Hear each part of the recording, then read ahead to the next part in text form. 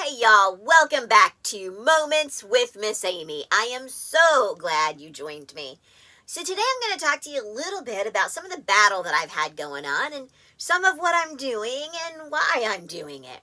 So, I personally feel like I have been called to reach people and to share with people their worth and their value, to encourage them, to give them confidence, to call them into more, to help people to realize that perhaps they were made for such a time as this. I do believe that I was made for such a time as this and that this is what I'm supposed to do.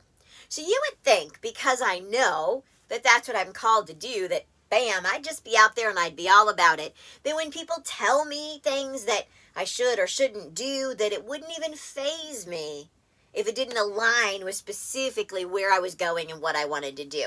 But I'm here to tell you guys, y'all, I'm human. I know that might blow some of your minds. Maybe I should pause for just a moment.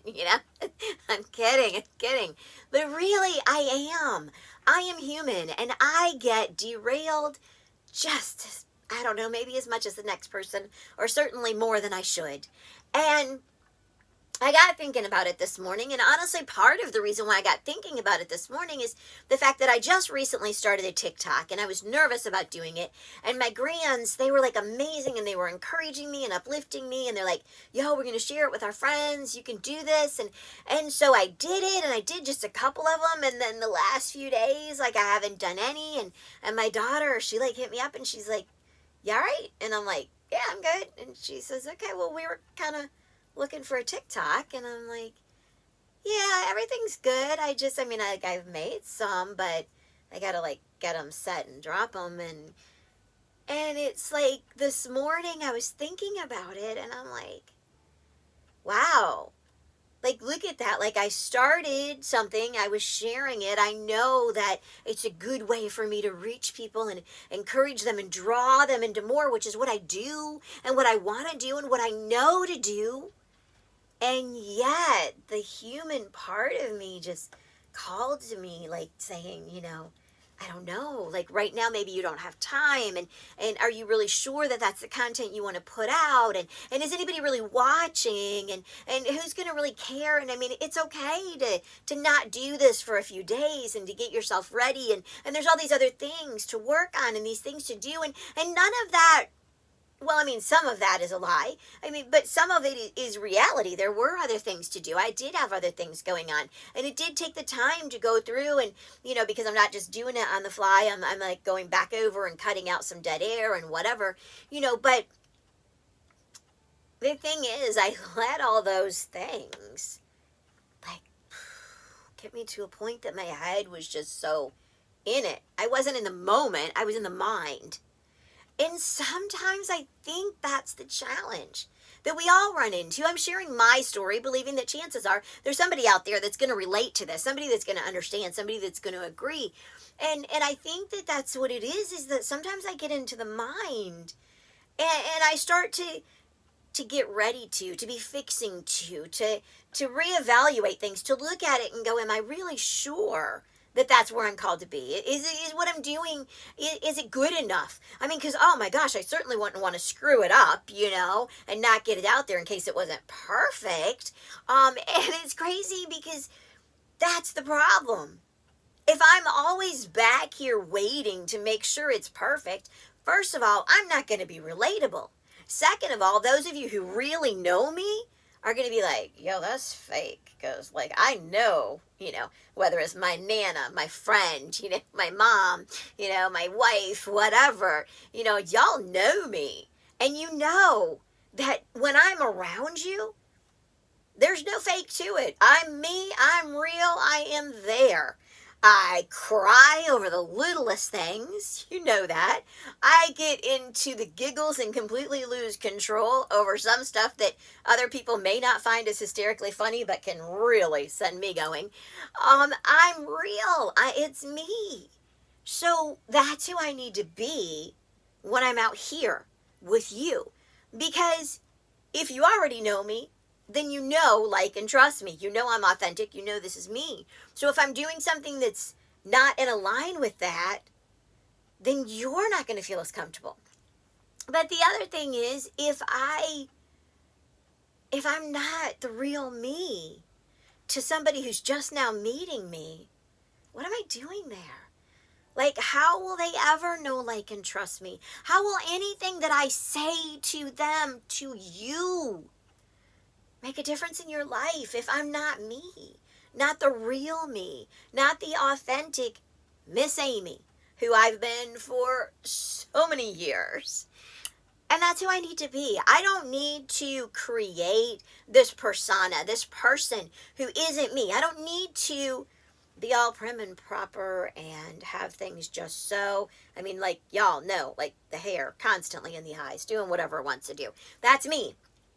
But if I try so hard to be someone I'm not, then I'm wasting precious energy and time rather than being me.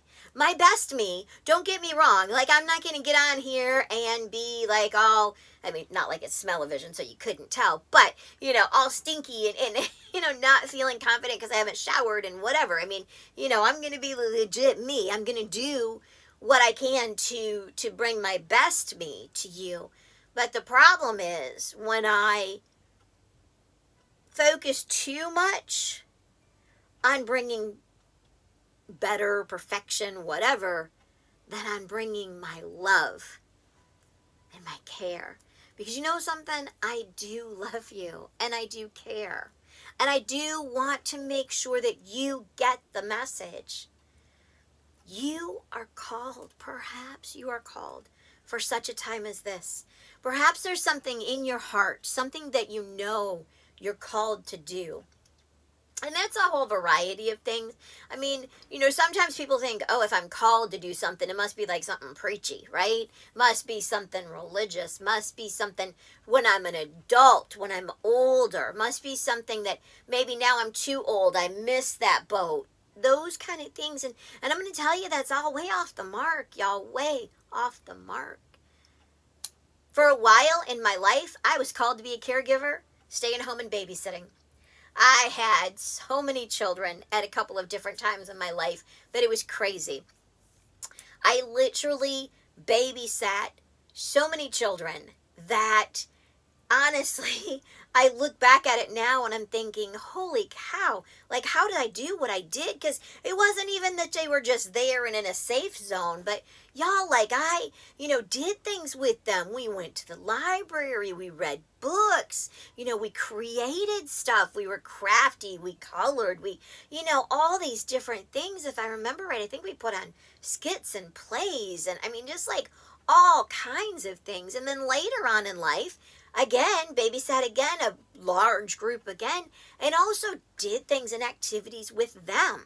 So it wasn't like I was always called to be here and be online. It wasn't like I was always called to take care of older people like my mom and, my grandmother and things like that.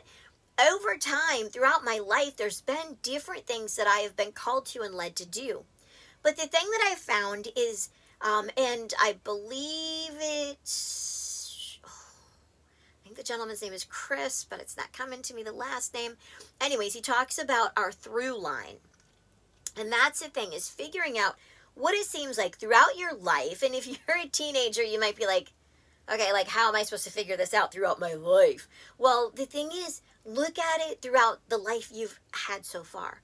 Like, what are the things that just really seem to align with you? What is the thing, like, are you always that friend that people come to for help and assistance? Are you always that friend who looks at a problem, knows how to fix it? Are you always that friend or that person that is more comfortable doing this or that? Maybe working with numbers, maybe solving problems, maybe being quieter, being the observer, creating things, just kind of looking and starting to learn yourself and learn, where is it that you excel?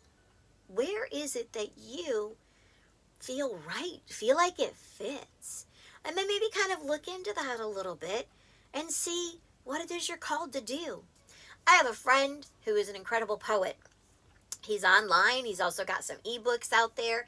I believe he does like events and things sometimes too, where he goes to places, and will do some of his poetry. But he's got some incredible poetry that's heart-touching. And it really speaks to us. That's part of his through line. That's part of his calling. He's supposed to share that. I've got other people who are so artistic and they create things and make things. And that's what they're supposed to do. I've got other people that can run incredible businesses and that know exactly what they're doing with that. I've got people who help others run businesses and are incredible with that. There's so many different things, and I love that we can be such a diversified person, that there's so many options of what we can do out there. But the thing is, are we focusing on those things that are calling to us? Or are we following what everyone else says? Are we following what's the right thing to do? Because the right thing isn't always the best thing. Sometimes the best thing for you to do is to search inside your heart and find what it is that calls to you. Find what it is that makes you feel complete. And then work on that. Do what you can with that. Now, I'm not telling anybody, please don't take this and go tell your parents or whatever, tell your spouse, oh, wow, you're not in alignment with what I'm supposed to do. So see ya, I'm not finishing school, or we're not staying married, or we're not staying in this relationship. Yo. None of that, y'all. None of that. But look at yourself as you plan out your future. And I don't care if you're in your 80s, you still got a future, okay?